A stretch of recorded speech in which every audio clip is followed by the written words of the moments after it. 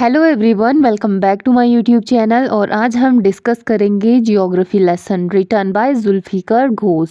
तो ये हमारे इंडियन पोएट थे और उनकी ये पोएम पब्लिश्ड हुई थी 1978 में।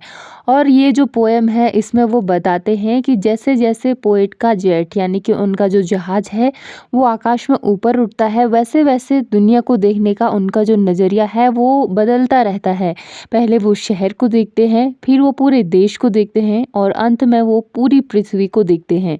और ऊंचाई से देखने पर उनको ये समझ आता है कि शहर, नदियाँ, मानव बस्तियाँ ये सभी प्रकृति के नियमों के अनुसार विकसित हुई है। लेकिन उनको ये समझ नहीं आता है कि जब पूरी पृथ्वी ही एक है तो मनुष्य आपस में नफरत और संघर्ष क्यों करते हैं, क्यों हमने ये लिमिटिंग बिलीव्स बनाए हुए हैं, क्यों हमने ये बाउंड्रीज क्रिएट की हुई है। तो चलो अब इस पोएम को लाइन बाय लाइन एक्सप्लेन करते हैं और समझते हैं। When the jet sprang into the sky, तो पोएट ने इस पोएम की शुरुआत एक जहाज यानी कि एक जेट विमान के आकाश में उड़ने से की है। और जैसे जैसे ये विमान ऊपर जाता है पोएट को दुनिया का एक नया और एक व्यापक दृश्य दिखाई देता है।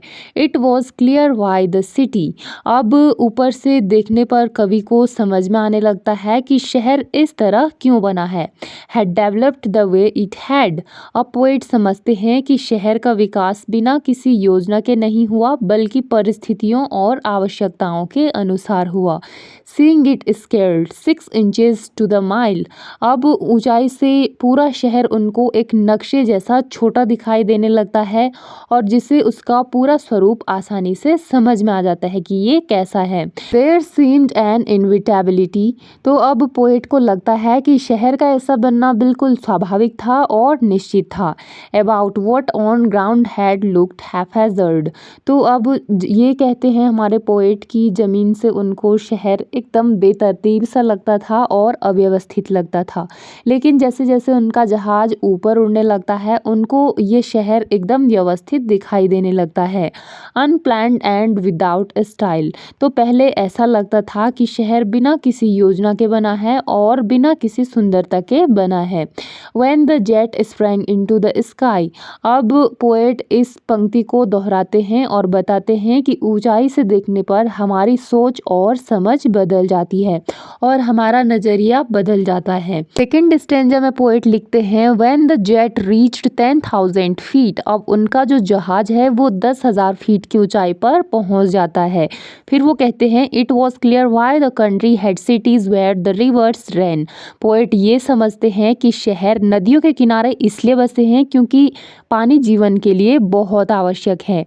And why the valleys were populated, और जो घाटियाँ होती हैं वो उपजाऊ होती हैं इसलिए लोग वहाँ बसना पसंद करते हैं।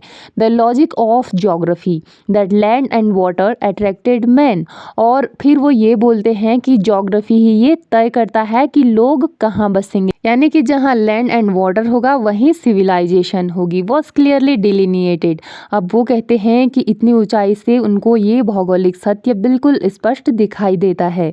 When the jet reached 10,000 feet, अब फिर से अपनी वो लाइन दोहराते हैं कि जब उनका विमान 10,000 फीट की ऊंचाई पर पहुंच जाता है तो वो इस सच्चाई को बहुत अच्छे से देख पाते हैं। अब थर्ड स्टेंजा में वो बोलते हैं When the jet rose 6 miles high, अब उनका जो विमान है वो 6 मील की ऊंचाई तक पहुंच जाता है। It was clear the earth was round, और इस 6 मील की ऊंचाई से वो देख सकते हैं कि पृथ्वी राउंड है यानी कि गोल है। And that it had more sea than land, अब वो कहते हैं कि इतनी ऊंचाई से देखने पर हमें पता लगता है कि पृथ्वी पर भूमि की तुलना में जल बहुत ज़्यादा है। But it was difficult to understand that the men on the earth found causes to hate each other। अब पोएट कहते हैं कि लेकिन ये समझना बहुत कठिन था कि आखिर हम पृथ्वी पर जितने भी लोग रहते हैं वो एक दूसरे से हेट यानी कि नफरत करने के कारण क्यों ढूंढ लेते हैं। To build walls across cities and to kill, और आखिर हम क्यों ये बाउंड्रीज आपस में क्रिएट करते हैं जबकि हम सब एक जैसे हैं। From that height it was not clear why, अब पोएट कह रहे हैं कि उस ऊंचाई पर जाकर उनको पृथ्वी का स्वरूप तो दिख गया कि पृथ्वी गोल है। उनका जो नीचे देखने का जो नज़रिया है, पृथ्वी को देखने का नज़रिया, वो पूरी तरह बदल गया। लेकिन उनको फिर भी ये समझ में नहीं आ पाया कि क्यों आखिर हम लोग एक दूसरे से लड़ते रहते हैं और क्यों हमने ये बाउंड्रीज क्रिएट की हुई है। और ये पोएम का सबसे इम्पोर्टेंट मैसेज है कि प्रकृति हमें एकता सिखाती है, लेकिन मनुष्य स्वयं नफरत और विभाजन पैदा करता है। तो फ्रेंड्स, हमारी पोएम हमें ये सिखाती है कि जब हम अपना नज़रिया बदल देते हैं तो हमारी सोच और समझ भी बदल जाती है और ऊंचे दृष्टिकोण से देखने पर इंसानों द्वारा बनाई गई जो सीमाएं हैं वो महत्वहीन लगती है, यानी कि तुच्छ लगती है। ऐसा लगता है कि इनका कोई भी महत्व नहीं है। जो हम लोगों से झगड़ा करते हैं, जो हमने सीमाएं बनाई हुई हैं और अपने लिमिटिंग बिलीव्स बनाए हुए हैं, और पूरी पृथ्वी एक परिवार जैसी दिखाई देती है। फ्रेंड्स, इसकी इम्पोर्टेंट थीम्स थी importance of perspective, geography and human life, unity of the earth, nature versus human made divisions. तो ये पोएम हमें सिखाती है कि जब हम जीवन के व्यापक दृष्टिकोण से जीवन को देखते हैं तो छोटे छोटे मतभेद और सीमाएं महत्वहीन लगने लगती है। तो यही इस पोएम का सबसे इम्पोर्टेंट मैसेज था। आई होप आपको पोएम बहुत अच्छी लगी होगी।